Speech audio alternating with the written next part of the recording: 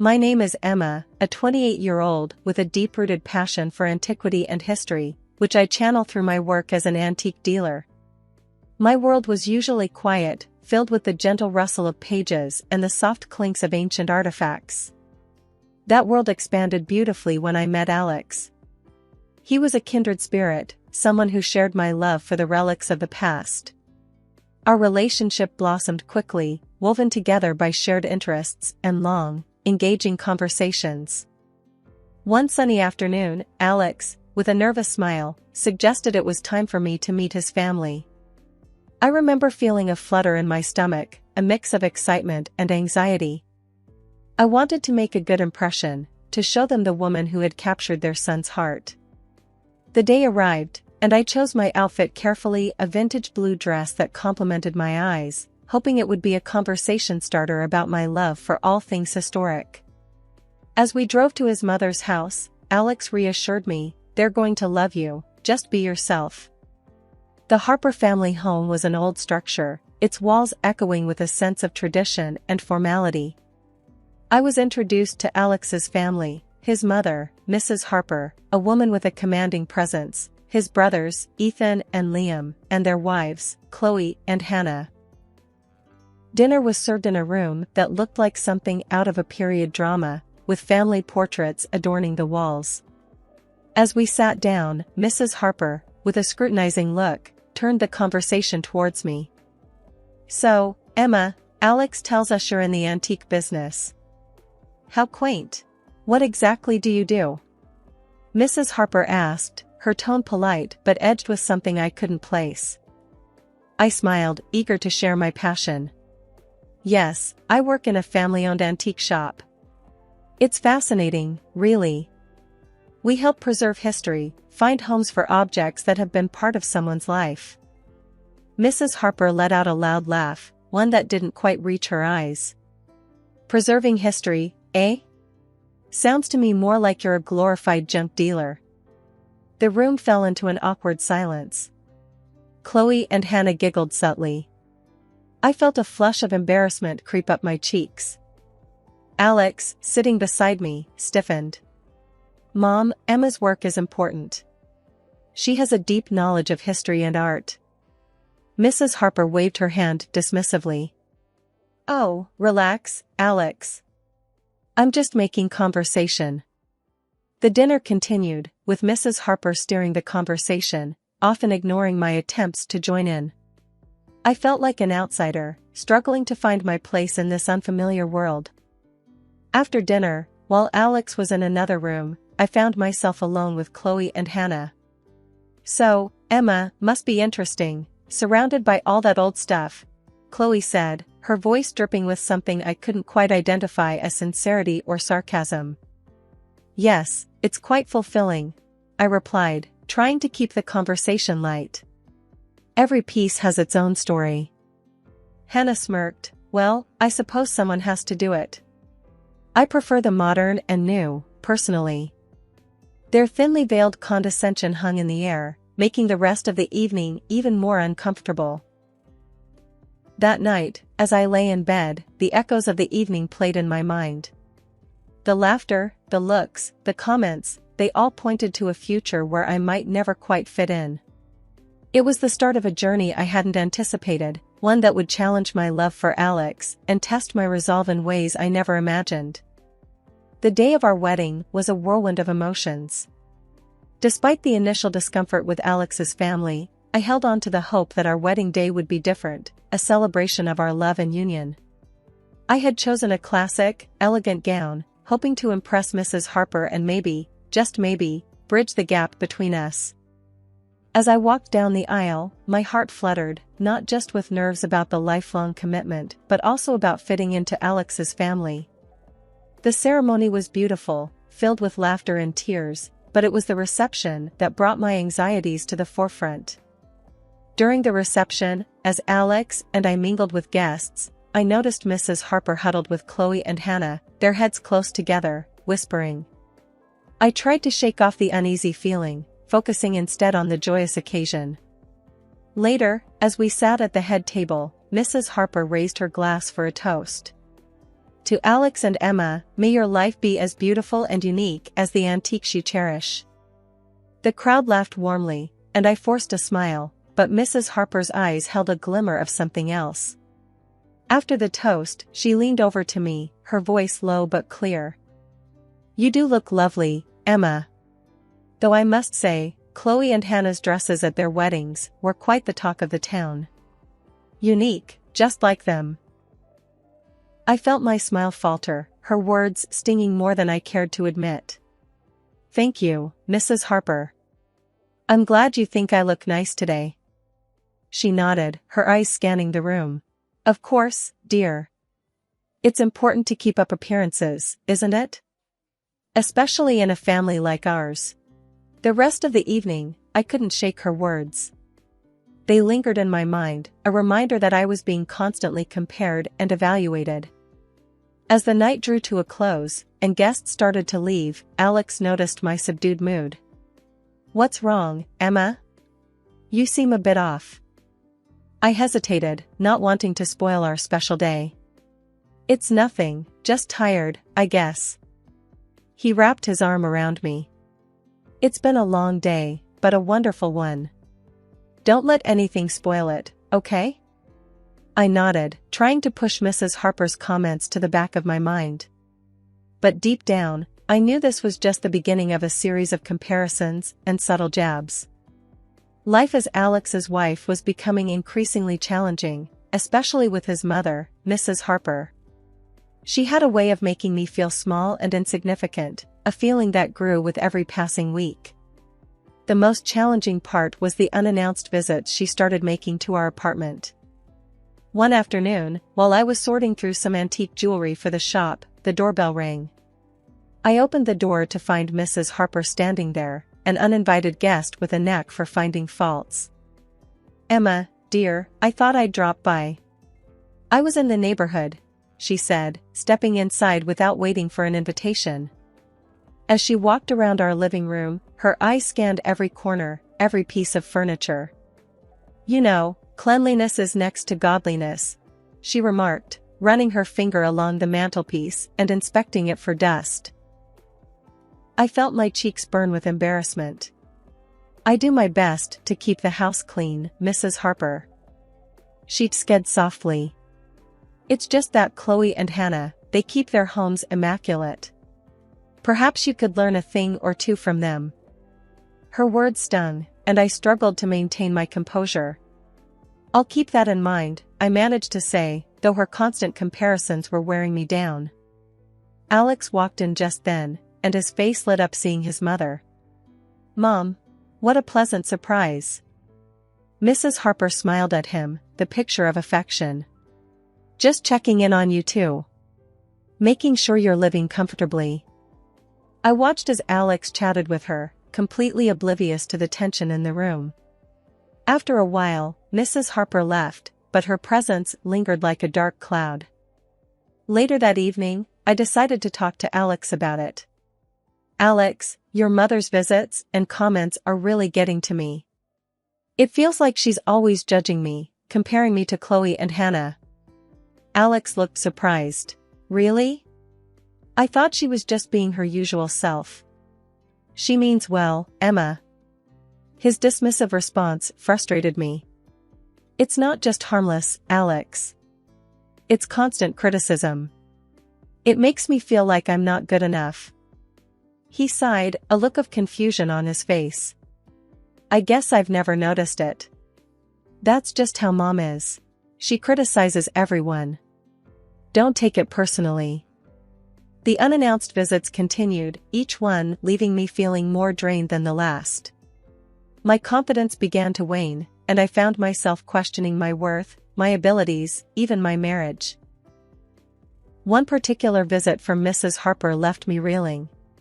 She had walked into our kitchen, inspecting it with a critical eye. Oh, Emma, these countertops are a mess. And look at this, are these last night's dishes? I always taught my boys to marry women who could keep a tidy home. Her words cut deep, and I struggled to find a response. I've been busy with work, Mrs. Harper. I haven't had a chance to clean up yet. She shook her head, her expression one of disappointment. You should manage your time better, dear. A clean home is a happy home, after all. As she left, I felt a sense of defeat wash over me. It seemed no matter what I did, it would never be enough for Mrs. Harper. And with Alex's indifference to the situation, I felt increasingly isolated and misunderstood. The festive season was supposed to be a time of joy and celebration, but for me, it was tinged with anxiety. Mrs. Harper's announcement that we would all be celebrating Christmas at her house, with a specific instruction for each daughter-in-law to bring a dish, filled me with dread. Alex, ever eager to please his mother, had his own expectations. Emma, you should make your beef Wellington. It's always a hit. We need to impress Mom this year, Alex said a few days before Christmas, his tone hinting at the importance he placed on his mother's opinion. I nodded, feeling the pressure. Sure, I'll do my best. On Christmas Day, I carefully prepared the dish, putting extra effort into ensuring it was perfect. Arriving at Mrs. Harper's house, the atmosphere was festive, with decorations adorning every corner. Chloe and Hannah had already arrived, their dishes on display. As dinner commenced, Mrs. Harper began her ritual of tasting and commenting on each dish. Chloe, this casserole is delightful, just like the one you made last year. And Hannah, this salad is so fresh and vibrant.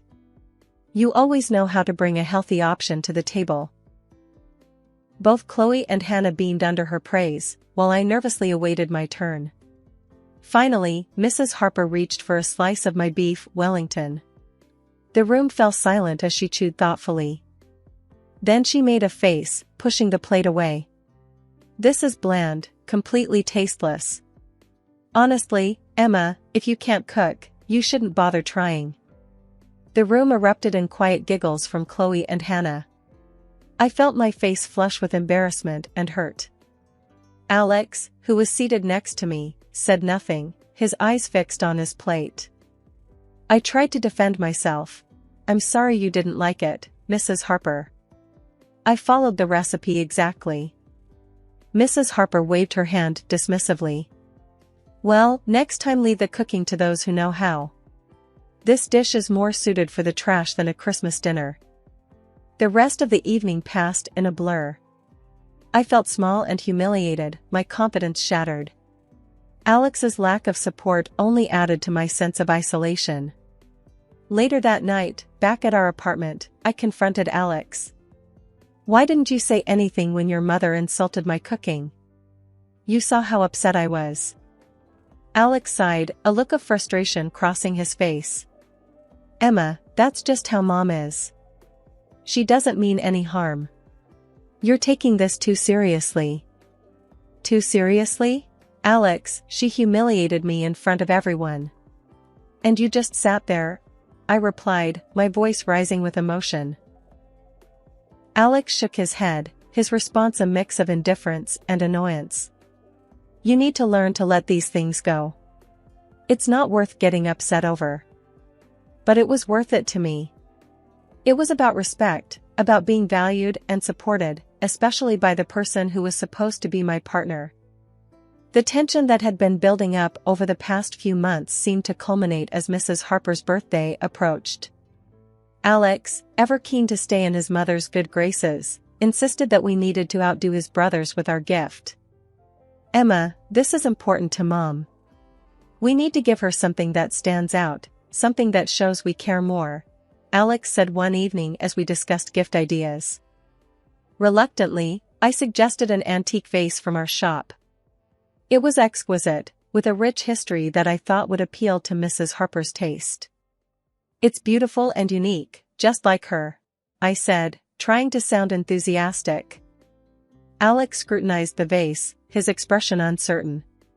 All right, but remember, how Mom reacts is on you. His words stung, but I brushed them aside, hoping the vase would somehow bridge the gap between Mrs. Harper and me. On the day of the birthday celebration, we arrived at Mrs. Harper's house, the vase carefully wrapped. The atmosphere was lively, with family members exchanging pleasantries. Chloe and Hannah had already presented their gifts, both receiving warm approval from Mrs. Harper. Finally, it was our turn. I unwrapped the vase, presenting it to Mrs. Harper with a hopeful smile. "Happy birthday, Mrs. Harper. We thought this would be a perfect addition to your collection." Mrs. Harper's expression changed from anticipation to disbelief as she examined the vase. "This? You think this old piece of glass is a suitable gift?" Her voice was laced with contempt. I felt my heart sink. "It's an antique, Mrs. Harper. It has a lot of historical value." But before I could say more, Mrs. Harper's anger boiled over. With a look of disgust, she hurled the vase to the ground, shattering it into countless pieces. "I don't want this junk in my house. This is an insult." The room fell silent. I stood frozen, unable to believe what had just happened. Alex, who had been standing next to me, turned and said in a low voice, "You should leave, Emma. You've upset my mother enough." His words were like a final blow, stripping away any remaining hope I had of fitting into his family. Without a word, I turned and walked out of the house, the sound of the shattered vase echoing in my ears. Back at our apartment, I packed a few essentials, my mind racing with the events of the evening. I left the divorce papers on the kitchen table, a silent message to Alex that I could no longer endure this life. Later, when Alex called, his tone was incredulous. "Emma, you can't be serious. This is just a misunderstanding." But my decision was firm. "No, Alex. It's not a misunderstanding. It's the reality of how your family treats me, and how you let them. I can't live like this." Leaving Alex and the life I had tried to build with him was one of the hardest decisions I had ever made. But after the debacle at Mrs. Harper's birthday, I knew it was the only choice I had if I wanted to preserve my dignity and self-worth. I hadn't even finished unpacking in my new apartment when my phone rang. It was Mrs. Harper. "Emma, you never were a good match for my Alex. Just a junk dealer with no taste and no respect for your elders," she sneered as soon as I answered. I held the phone away from my ear, her harsh words echoing in my quiet living room. "Mrs. Harper, I think it's best if we don't speak to each other." I tried to keep my voice calm. She scoffed. "You could have learned a thing or two from Chloe and Hannah. They are the ideal wives for my sons. They understand family values." I hung up the phone, her words leaving a bitter taste in my mouth. The call was a painful reminder of why leaving was the right decision. But what I didn't expect was running into Chloe and Hannah just a few days later at a local coffee shop. "Oh, look, it's Emma. How's the junk business?" Chloe taunted as they approached my table. Hannah chimed in with a sly smile. "We heard about the divorce. You know, you just had to play the game. Make Mrs. Harper happy, laugh at her jokes. It's not that hard." Their words stung, but I was no longer the woman who would take this silently. "I'm not like you two. I don't giggle and fawn over someone for personal gain. I have my integrity." Chloe laughed mockingly. "Integrity won't get you a nice inheritance." Hannah nodded in agreement. "Exactly. It's all about playing smart, Emma. You just didn't get it." I looked at them, two women who had surrendered their self-respect for material gains. "Enjoy your game then. I prefer to live a life where I don't have to lose myself for someone else's wealth." I left the coffee shop with a newfound sense of clarity. Their candid admission was shocking, but not surprising. It reaffirmed my belief that I had made the right decision. Though the road ahead was uncertain and possibly challenging, I knew that I had chosen a path that upheld my values and respect for myself. Months had passed since I left Alex, and life had settled into a new, peaceful rhythm. I was at my antique shop, engrossed in restoring a vintage clock, when I overheard a couple of regular customers gossiping. "Poor Mrs. Harper, all alone with her health failing. None of her family wants anything to do with her," one said. "Yes, I heard she's been complaining that her sons and their wives have abandoned her," added the other. Their words stirred a mix of emotions in me, but pity wasn't one of them. The next day, as I was sifting through some old letters in the shop, my phone rang. The caller ID showed Mrs. Harper's number. Taking a deep breath, I answered. "Emma, it's me, Mrs. Harper. I'm ill, very ill. No one is here to help me, not even my own sons." Her voice was weak, quivering with a blend of desperation and self-pity. "I'm sorry to hear that, Mrs. Harper, but why are you calling me?" "I'm no longer part of your family," I replied, my tone neutral. "But you were once. You're the only one I can turn to now. My sons, their wives, they don't care.